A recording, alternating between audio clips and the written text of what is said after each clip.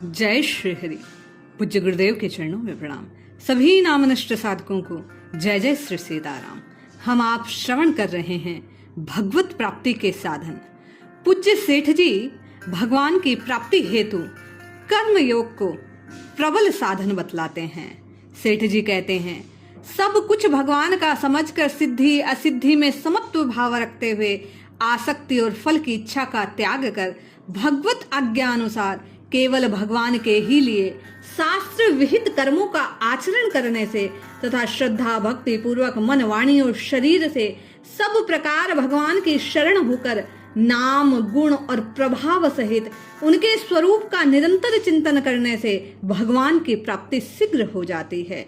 पिछले अंक में सेठ जी ने सांख्य योग के द्वारा भगवत चिंतन को भगवत प्राप्ति का साधन बतलाया। आज उसी श्रृंखला को बढ़ाते हुए कर्मों को भी भगवान की प्राप्ति का साधन किस प्रकार बनाया जाए, ये भाव प्रकट कर रहे हैं। सेठ जी कहते हैं, परमात्मा का सबका कारण और सबकी आत्मा होने से सारे भूत प्राणी परमात्मा के स्वरूप हैं, ऐसा समझकर जो मनुष्य भगवत प्राप्ति हेतु दूसरों की स्वार्थ रहित निष्काम सेवा करता है, ऐसा करने से अतिशय प्रसन्नता एवं परम शांति का अनुभव करता है, उसे इस प्रकार के साधन से परमात्मा की प्राप्ति शीघ्र हो जाती है। इस प्रकार की सेवा के द्वारा परमात्मा की प्राप्ति के अनेकों उदाहरण शास्त्रों में मिलते हैं। अभी कुछ ही शताब्दियों पूर्व दक्षिण में एकनाथ जी के नाम से प्रसिद्ध महात्मा हो चुके हैं। उनके संबंध में ये इतिहास मिलता है कि वे एक समय गंगोत्री की यात्रा कर वहां का जल कांवर में भरकर रामेश्वर धाम की ओर जा रहे थे। रास्ते में बरार प्रांत में उन्हें एक ऐसा मैदान मिला जहां जल का बड़ा अभाव। एक गदहा प्यास के मारे तड़फता हुआ जमीन पर पड़ा। उसकी प्यास बुझाने के लिए एकनाथ जी महाराज ने उस जल को, जिसे वे इतनी दूर से रामेश्वरम शिवलिंग पर चढ़ाने के लिए लाए थे, उस गधे को भगवान शंकर का स्वरूप समझकर पिला दिया। इस प्रकार प्रत्येक भूत प्राणी में परमात्मा की भावना कर उसकी निस्वार्थ भाव से सेवा करने से परमात्मा प्राप्ति सहज में हो जाती है। पूज्य सेठ जी कहते हैं, राम कृष्ण शिव विष्णु सूर्य शक्ति या विश्व रूप अथवा केवल ज्योति रूप आदि किसी भी स्वरूप को सर्वोपरि सर्वांतर्यामी सर्वव्यापी सर्वज्ञ एवं सर्वशक्तिमान परम दयालु परमात्मा का स्वरूप समझकर श्रद्धा भक्ति पूर्वक पत्र पुष्प फल जल इत्यादि के द्वारा उनके चित्रपट प्रतिमा आदि की अथवा मानसिक पूजा करने से भगवान प्रकट होकर भक्त को दर्शन दे कृतार्थ कर देते हैं। सेठ जी लिखते हैं, यही गीता में भी कहा गया। भगवान स्वयं कहते हैं, हे अर्जुन, जो कोई भक्त मेरे लिए प्रेम से पत्र पुष्प फल जल आदि अर्पण करता है, उस शुद्ध बुद्धि निष्काम प्रेमी भक्त का प्रेम पूर्वक अर्पण किया हुआ वह पत्र पुष्पादि में सगुण रूप से प्रकट होकर प्रीति सहित खाता हूँ। भगवान को अपना इष्ट एवं सर्वस्व मानकर प्रेम पूर्वक अनन्य भाव से गुण और प्रभाव सहित उनके स्वरूप का निरंतर तेल धारावत चिंतन करते रहने से, इस प्रकार चिंतन करते हुए समस्त लौकिक व्यवहार करने पर भी भगवान सहज में प्राप्त हो जाते हैं। प्रेम स्वरूपा परम भक्तिमती गोपियों के संबंध में श्रीमद् भागवत में ऐसा उल्लेख मिलता है कि वे सोते जागते उठते बैठते खाते पीते गाय दुहते गोबर पाते बच्चों को खिलाते पिलाते पतियों की सेवा करते धान कूदते आंगन लिपते दही बिलोते झाड़ू लगाते गृहस्थी के अन्य सब धंधों को करते हुए हर समय भगवान श्री कृष्ण का मन से चिंतन और वाणी से गुणानुवाद करती थी। गीता में भगवान कहते हैं, इसीलिए हे अर्जुन, तू सब समय में निरंतर मेरा स्मरण कर, युद्ध भी कर। इस प्रकार मुझ में अर्पण किए हुए मन बुद्धि से युक्त होकर तो निसंदेह मुझको प्राप्त होगा। हम आप बार बार संतों से जिज्ञासा करते हैं कि नाम कैसा जपा जाए। पूज्य सेठ जी यहाँ स्पष्ट गीता का उदाहरण देते हुए कहते हैं कि अपने सब कर्मों का निर्वहन करते हुए नित्य निरंतर चित्त को इष्ट में लगाए हुए जीव को नाम का स्मरण करना चाहिए। भगवान भी कहते हैं कि निरंतर मुझ में अर्पण कर, मन बुद्धि को जो मेरा स्मरण करता है वह मुझे प्राप्त होता है।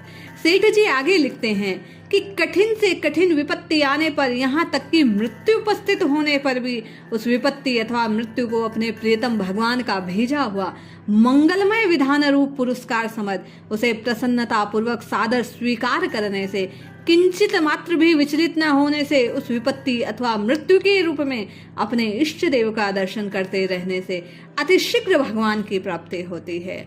जेमनीय अश्वमेध में भक्त सुधन्वा की कथा आती है। उसे जब पिता ने उबलते हुए तेल कढ़ा में डालने की आज्ञा दी तो वह भगवान को स्मरण करता हुआ सहर्ष उसमें कूद पड़ा, किंतु तेल उसके शरीर को न जला सका। भक्त शिरोमणि प्रहलाद का चरित्र तो प्रसिद्ध ही है। वे तो अपने पिता के लिए दिए हुए प्रत्येक दंड में अपने इष्ट देव का दर्शन करते, जिससे उन्हें सहज में भगवान की प्राप्ति हुई। इस प्रकार भयंकर से भयंकर रूप में भी अपने प्रियतम का दर्शन करने वाला भक्त सहज में भगवान के वास्तविक स्वरूप को प्राप्त करता है। हम आपको मानो सेठ जी कह रहे हैं कि अपने विघ्नों से, कठिनताओं से, विपत्तियों से ना घबरा।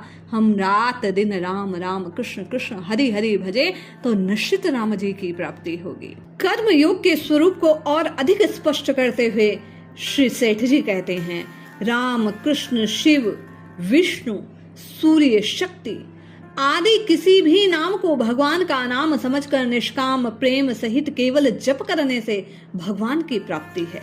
शास्त्रों में नाम और नामी अभेद माने गए। गीता में भी भगवान ने नाम जप को अपना स्वरूप बतलाया है। यज्ञानाम जपो अस्मि, यो तो नाम की सभी युगों में महिमा है, किंतु कलयुग में उसका विशेष महत्व है। हरेर नाम हरेर नामेव केवलम, कलो नास्त्यव नास्त्यव नास्त्यव गतिर अन्यथा। किसी कवि ने बड़ा सुंदर कहा, कलयुग केवल नाम आधारा, सुमिर सुमिरन भव उतर ही पारा। पूज्य सेठ जी कहते हैं, ये जप वाणी से, मन से, श्वास से, नाड़ी से कई प्रकार से हो सकता है। जिस किसी प्रकार से भी हो, निष्काम भाव से श्रद्धा भक्ति पूर्वक करने से इससे शीघ्र भगवान प्राप्त हो जाते हैं। योग सूत्र में भी कहा गया, स्वाध्याय अर्थात गुण और नाम के कीर्तन से इष्ट देवता की प्राप्ति होती है। आगे कर्म योग को और विस्तृत करते हुए पूज्य सेठ जी लिखते हैं, महान पुरुषों का अर्थात भगवान को प्राप्त हुए पुरुषों का श्रद्धा और प्रेम पूर्वक संग करने से भगवान, संसार के विषयों से वैराग्य और भगवान में अनन्य प्रेम होकर भगवान की प्राप्ति शीघ्र हो जाती है। देवर्षि नारद अपने भक्ति सूत्र में कहते हैं कि महान पुरुषों का संग बड़ा दुर्लभ है, मिल जाने पर उन्हें पहचानना कठिन, किंतु पहचान कर उनका संग करने से परमात्मा स्वरूप महान फल की प्राप्ति अवश्य हो जाती है, क्योंकि महापुरुषों का संग कभी निष्फल नहीं होता। भगवान पुरुषों का संग बिना किए जाने पर वह खाली नहीं जाता, वह अमोघ फल को प्रदान करता है। महान पुरुष का संग प्रभु को प्रदान करने वाला है। योग दर्शन में यहाँ तक कहा गया कि महापुरुषों के चिंतन मात्र से चित्तवृत्तियों का निरोध हो परमात्मा की प्राप्ति हो जाती है।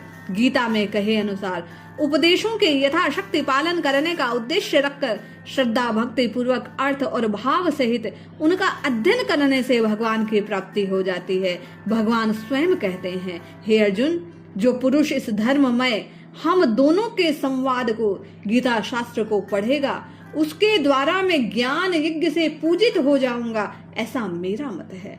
सब भूतों में सुहृद परमात्मा की ओर अपने ऊपर अहेतुकी की दया और परम प्रेम समझकर क्षण क्षण में उसे याद कर मुग्ध होने से मनुष्य परम पवित्र होकर परमात्मा को प्राप्त कर लेता है।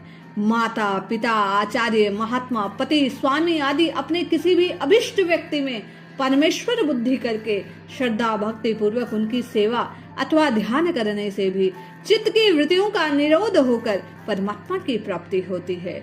योग सूत्र में कहा गया, इसी प्रकार और बहुत से अन्य उपाय श्रुति स्मृति इतिहास पुराण आदि ग्रंथों में बतलाया गया।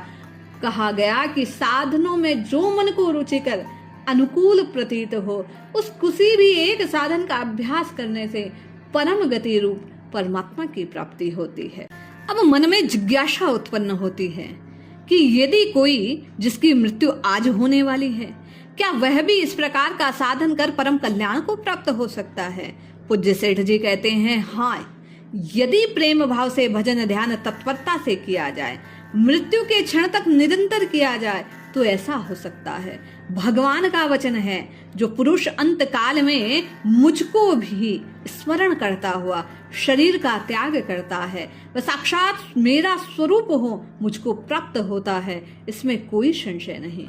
पूज्य भगवान अपने ही शब्दों में अर्जुन से कहते हैं, हे अर्जुन, जो पुरुष मुझ में अनन्य चित होकर सदा मुझ में पुरुषोत्तम का स्मरण करता है, उस नित्य निरंतर मुझ में युक्त योगी के लिए मैं सुलभ हूँ, सहज प्राप्त हूँ।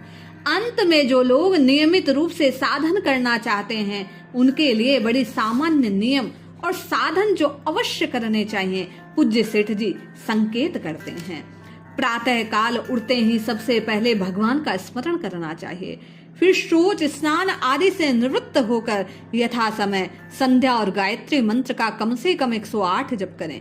फिर उनके साथ साथ गीता के कम से कम एक अध्याय का अर्थ सहित पाठ, षोडश मंत्र की 14 माला या अपने इष्ट देव के नाम का 22,000 जप प्रतिदिन करना चाहिए। परमात्मा के गुण प्रभाव सहित उनके इष्ट स्वरूप का ध्यान और मानसिक पूजा करें। इसके अनंतर यदि घर में कोई देव विग्रह हो तो उसका शास्त्रोक्त विधि से श्रद्धा पूर्वक पूजन करें। पूज्य सेठ जी कहते हैं, माता पिता अन्य गुरुओं को प्रणाम करें, हवन तर्पण बलि वैवश्य देव करके फिर भगवान को अर्पण कर अतिथि सत्कार कर भोजन करें। इस प्रकार साय काल भी यथा समय संध्या और गायत्री का जप करें। प्रातः काल की भांति नाम जप ध्यान और मानसिक पूजा करें। ब्राह्मण क्षत्रिय वैश्य इन 3 वर्णों को छोड़कर इनमें भी जिनका उपनयन संस्कार नहीं हुआ, उन्हें संध्या और गायत्री जप नहीं करना चाहिए। इसलिए सेठ जी यहाँ संकेत करते हैं कि नाम जप में कोई नियम नहीं, इसलिए सबको सब कुछ करते हुए भगवान के नाम का नित्य निरंतर जप करना चाहिए। भगवत प्राप्ति में नाम जप सर्वोपरि है। इस कलिकाल में नाम के अतिरिक्त कोई साधन नहीं जो परमात्मा की प्राप्ति कर सके। इसलिए जपिए, रटिए, भजिए, पुकारिए, निरंतर श्री हरि के नाम का कीर्तन कीजिए, निश्चित लाभ होगा। जय श्री हरि।